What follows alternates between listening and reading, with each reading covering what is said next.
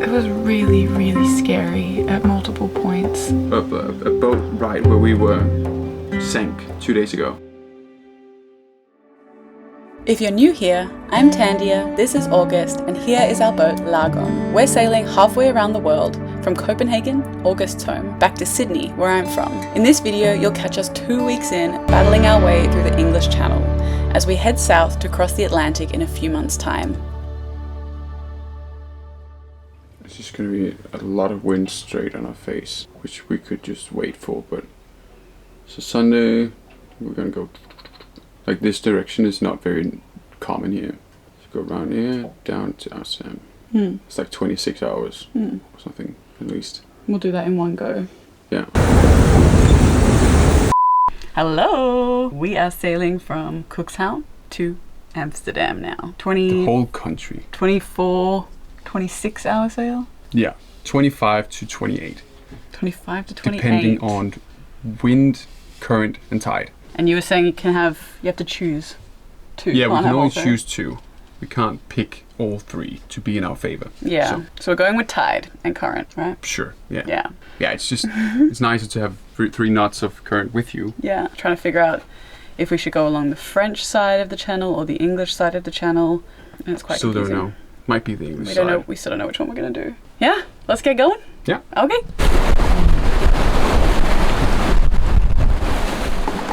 We picked up 2 friends to help us get through the channel and spent the next 30 hours beelining it straight to Amsterdam. Meet Amanda and Jeppe.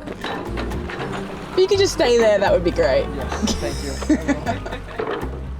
This was a lovely day of sailing and a little bit of motoring here and there. And I thought this would also be a great time to show you guys our orca. No, not the terrifying whale shark porpoise thing that, touch wood, we will never have to interact with. Our orca co-pilot. Isn't she pretty? Having bought the boat with a different chart plotter system, we have really noticed a difference here. For me, as a beginner, this system sort of feels like the jump from PC to Apple back in the 90s.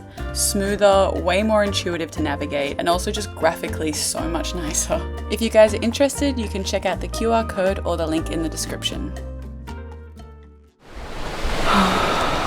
This whole night sailing thing is just a completely different story. I've been told by someone before to just try and think of it as day sailing, like nothing's actually that different, but it feels so different. I'm feeling seasick, which is new. I haven't ever been seasick while sailing before, so that's been sort of freaking me out a bit. But when you've committed to something like this and then you're getting seasick so early on, like I feel so nauseous right now. It's really rocky. Sailing in shifty conditions takes so much concentration, let alone at midnight. It is hard. It is as hard as everyone said it would be. I can report. Anyway, and my shift is over soon and I'm going to get my 4 hours of sleep before I get up at 4 a.m. again. 12 till 4 I get to sleep tonight.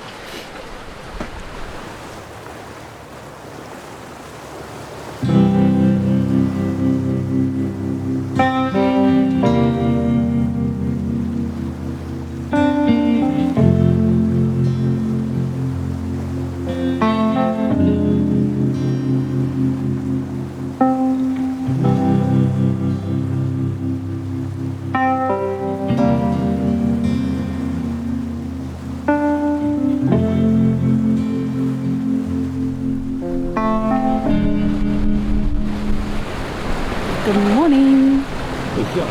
We just watched the moon set and now the sun is about to rise. I got up at 4.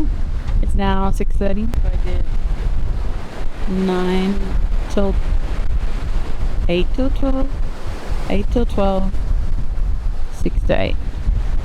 I've been helming for the last 3 hours and now I get to chill and watch the sunrise. And now August has joined me. We've got staggered shifts. We do half each shift with a different person. Yeah, it's a beautiful, beautiful morning. I really like being up at this time of day, even though I'm exhausted. And we're now in the Netherlands. We're off the Dutch coast. ETA somewhere between 3 and 4 p.m. in Amsterdam or in Haarlem. Crossed off another country. Goodbye, Germany. I'm so delirious. After a couple more hours of sailing, there we go. We arrived in Haarlem, just in time for a swim, a cheeky Corona, and a good night's sleep before a full day exploring.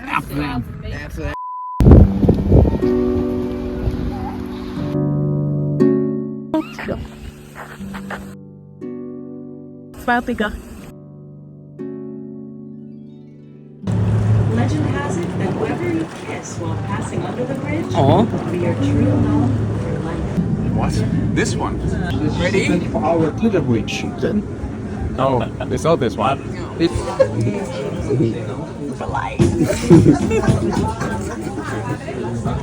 I don't fall for these types of love is in the air. No, it's not.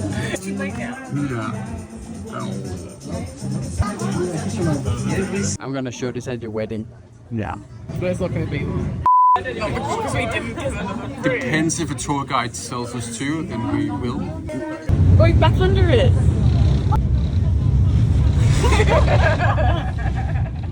Looks like a little puppy.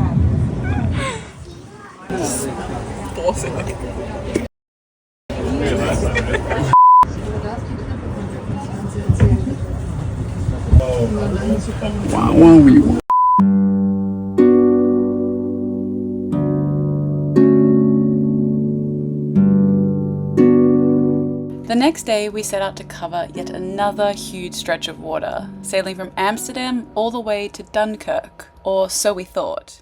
Now we're just trying to make our way down through the English Channel, and we have a big storm coming up. It's gonna be 2, 3, 4 days of just 40, 45 knots of wind straight on our face. So we've tried to make a plan for where to seek cover, where can we spend the most time, where can we enjoy ourselves for those 4 days, but still how can we get further down through the channel without risking anything. So it's a balance. So we've decided to go straight from just outside of Amsterdam today. The plan was to go to Dunkirk and then leave early morning to go straight to Brighton. But the forecast changed and the foul weather is approaching quicker than we anticipated. So now we're just going to go through the night. It's a 200-mile sail, so it should take us 28 hours, I think, to get there. We've done that before. We did it 2 days ago, so now it's just one more of those, and it can be difficult when I am the only one in charge as the captain and the one with the most experience. I feel like I have to make the tough calls. That being, everyone wanted to go to Dunkirk. I wanted to go to Dunkirk to see it and experience the historic place, but we can't control it. So either we do as it tells us or we're gonna pay for it later. So right now we are just sailing past Dunkirk, and yeah, it's a bit sad, and all the other guys were keen to see it, but it's not much we can do about that. At the end of the day, it comes down to safety. It's safety and convenience, and just the joy of the trip, because it's not going to be joyful if it's 45 knots on the nose tomorrow. So it's not always fun being the one in charge. A few moments later. Now a great captain takes on the responsibility and still pulls his weight with cooking. You know what they say, the calm before the storm. Isn't this just the most peaceful evening on the water you could picture? Yeah, there were a lot of ships on the radar as we were about to cross the channel, and it was tricky trying to time our crossing between them. But really, who could ask for a glacier, calmer sunset? Okay, some wind would have been nice as well, but little did we know what was in store for us.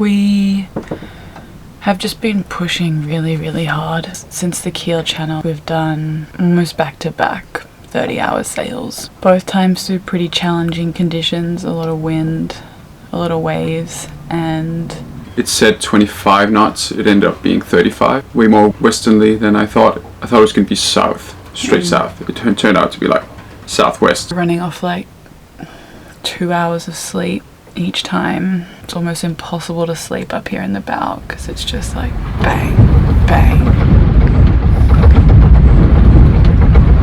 And I've been seasick both times, which has really shaken me up because I haven't got seasick before and I didn't expect to be getting seasick, and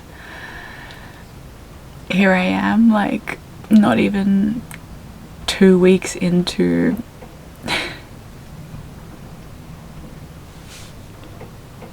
what I want to be like a 3-year thing, and I want it so bad,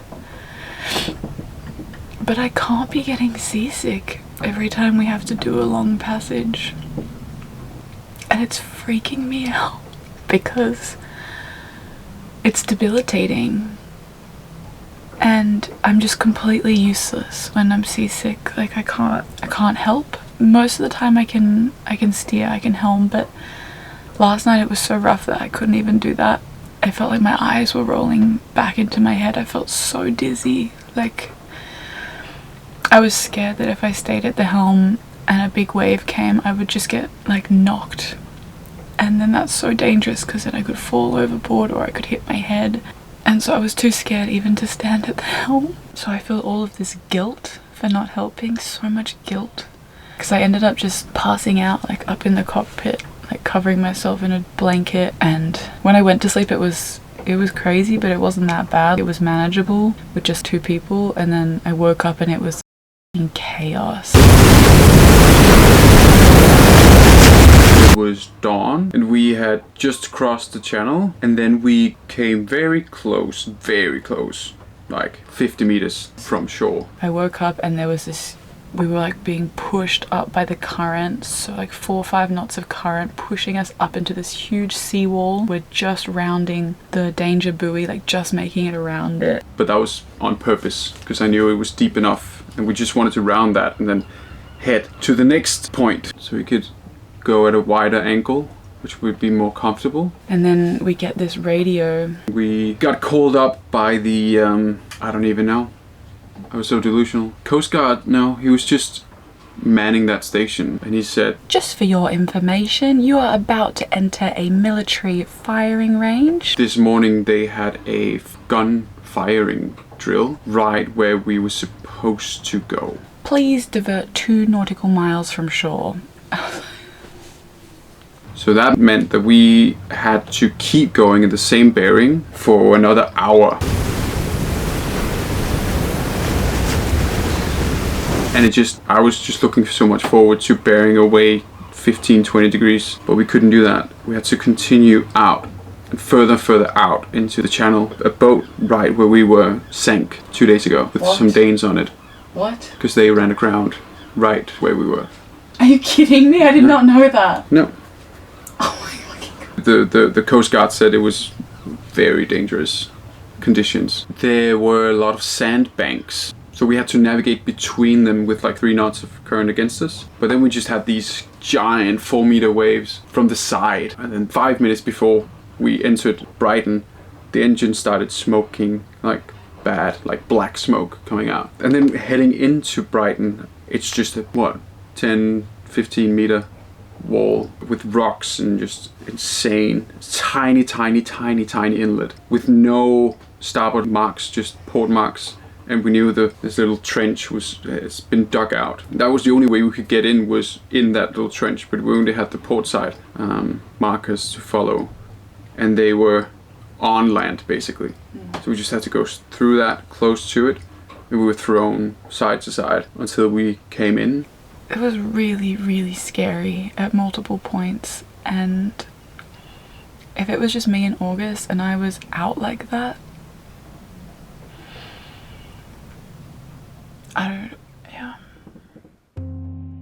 For an extended, uncut, more long format version of this video, even in these moments that right now kind of feel like hell, you can find us on Patreon. Thanks guys.